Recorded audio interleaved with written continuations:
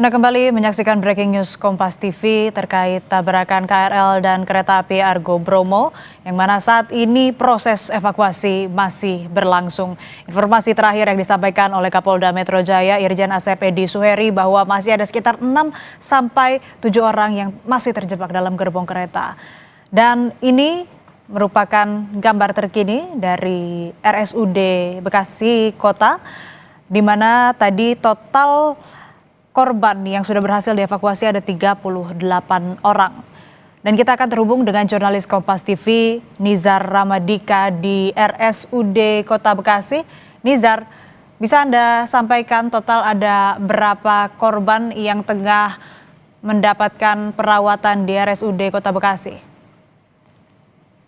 Ya, di tempat saya melaporkan ini, di tempat kamar jenazah sudah 2 dari jenazah korban meninggal dunia itu masih berada di kamar jenazah RSUD Kota Bekasi.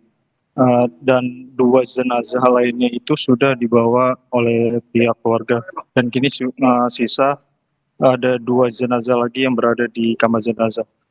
Dan hingga kini kedua pihak keluarga korban juga sudah berada di kamar jenazah RSUD Kota Bekasi untuk memastikan anggota keluarga mereka ini yang menjadi korban pasca tabrakan kereta api. Ya, Ganier.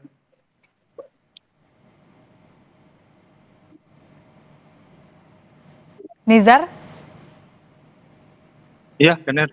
Ya, silakan disampaikan lagi, sempat terputus sambungan komunikasinya. Iya, 2 dari 4 jenazah korban meninggal kini masih berada di kamar jenazah di RSUD Kota Bekasi, dan kedua jenazah lainnya sudah dibawa oleh pihak keluarga, dan kini sisa 2 jenazah lagi yang berada di kamar jenazah tersebut. Dan hingga kini pihak keluarga juga terus berdatangan ke kamar jenazah untuk memastikan anggota keluarga mereka yang menjadi korban meninggal pasca kecelakaan atau tabrakan kereta api tersebut. Benar. Baik Nizar, kami konfirmasi artinya ada 4 korban meninggal dunia, 2 sudah dibawa pihak keluarga, dan 2 korban meninggal dunianya lainnya masih di RSUD Kota Bekasi. Lalu bagaimana dengan korban luka yang tengah mendapatkan perawatan? Bisa Anda sampaikan ada berapa korban yang mendapatkan perawatan di Rumah Sakit Umum Daerah Kota Bekasi? Iya, tadi update terakhir dari petugas dari RSUD Kota Bekasi itu ada 45 korban yang masih dalam perawatan di Rumah Sakit RSUD Kota Bekasi ini, dan masih dilakukan observasi terkait penyakit rata-rata patah tulang yang mereka alami. Ganier. Kondisi korban yang tengah mendapatkan perawatan, bisa Anda gambarkan bagaimana atau informasi terkininya seperti apa, Nizar? Iya, benar sekali. Pihak rumah sakit masih melakukan observasi, masih melakukan pemeriksaan terhadap sejumlah korban yang mengalami tabrakan kereta api, dan pihak keluarga sendiri masih terus berdatangan di area RSUD Kota Bekasi untuk melihat kondisi para anggota keluarga mereka yang mengalami kecelakaan kereta api tersebut. Ganier. Ya, dengan Asri di studio, Nizar, apakah ada dari pihak KAI yang kemudian ada di RSUD Kota Bekasi untuk kemudian juga membantu proses pendataan ataupun juga informasi bagi korban-korban yang tengah mendapatkan perawatan dan juga korban meninggal dunia kepada keluarga yang mencari ataupun juga berdatangan ke sana untuk melihat atau menjemput anggota keluarganya? Iya, Dari pantauan di Pak Wali, lapangan, tanggapannya Pak Wali, kejadian ini Pak Wali. Satu ini bertambah lagi jumlah pasien yang hadir di RSUD, ada 59 pasien, kemudian di Primaya tadi ada 12, kemudian di Bella ada 3, dan terus kita update ya, kondisi yang kemudian berada di rumah sakit di Kota Bekasi. Saya kira BPJS, Jasa Marga, Jasara Harja, PT KAI sudah bergerak dengan cepat sesuai dengan tugas pokoknya masing-masing. Jadi yang BPJS tetap akan terus dilindungi dan dipastikan juga bagi warga masyarakat yang tidak memiliki pun juga akan dilayani dengan sebaik-baiknya. Ya.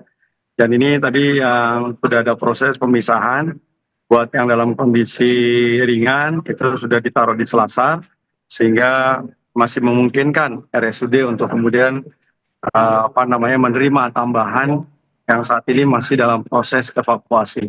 Pak Wali, ada koreksi khusus Pak Wali. Ini kan kejadiannya bisa kita sebut bencana soalnya. Ya, ini kan kejadian yang di luar biasa, ya, kejadian yang di luar dugaan lah, ya, karena memang kan ada satu proses dia tidak berdiri sendiri, kecelakaannya ada pemicunya, ya, bahwa ada diawali dengan memang perlintasan yang tidak ada palang penjaganya, palang pintunya, kemudian juga implikasinya menjadi tabrakan beruntun. Ya. Jadi saya kira langkah progresif tadi sudah dilakukan Pak Dasko, ya, Pak Ketua DPR RI. Ya. Hari ini besok pagi saya diminta untuk membuat surat, ya, sehingga ada satu proses percepatan ya di dalam rangka untuk membangun flyover. Diinisiasi oleh Pak.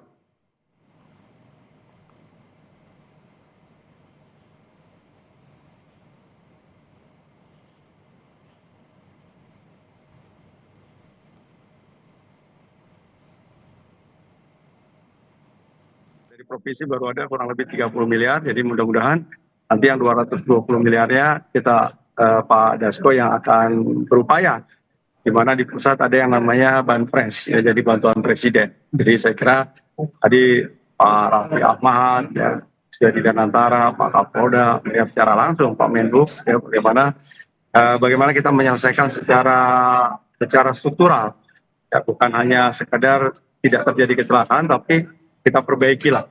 Karena kalau itu flyover sudah dibangun, berarti nanti Ampera pun sudah bisa ditutup, ya, sehingga lalu lintasnya pun juga akan bisa lebih lancar, lebih aman, dan tentu ada satu kepastian pola perjalanan kereta pun tidak akan terganggu. Kedepannya antisipasi yang akan dilakukan, mengingat di jam-jam sibuk sendiri kan kerap terjadi kemacetan dan itu rawan dengan kecelakaan. Tadi saya sudah akan menambah petugas gitu. Tadi kita sudah diskusikan juga dengan Pak Doni dari Danantara.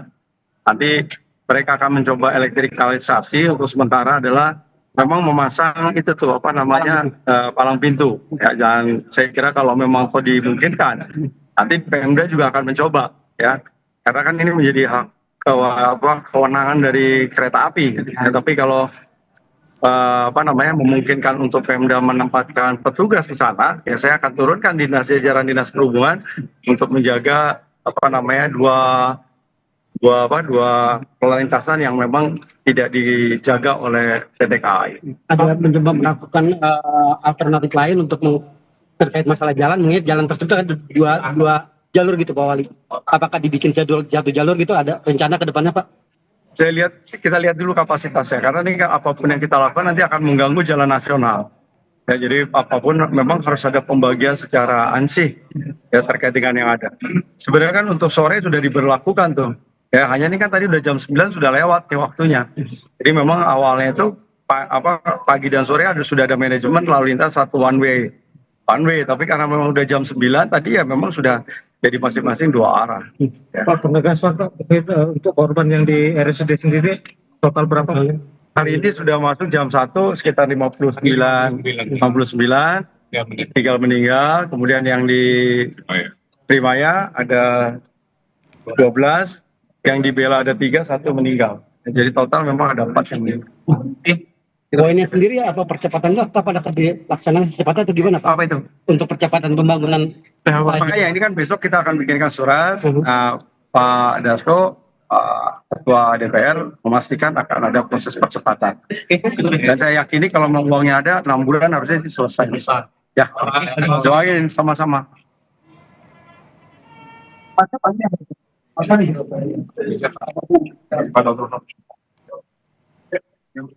Baru saja Wali Kota Bekasi Tri Adianto menyampaikan pernyataan terkait dengan penanganan pasca kecelakaan atau tabrakan KRL dan kereta api Argo Bromo, di mana korban ini telah dievakuasi dan mendapatkan perawatan di 3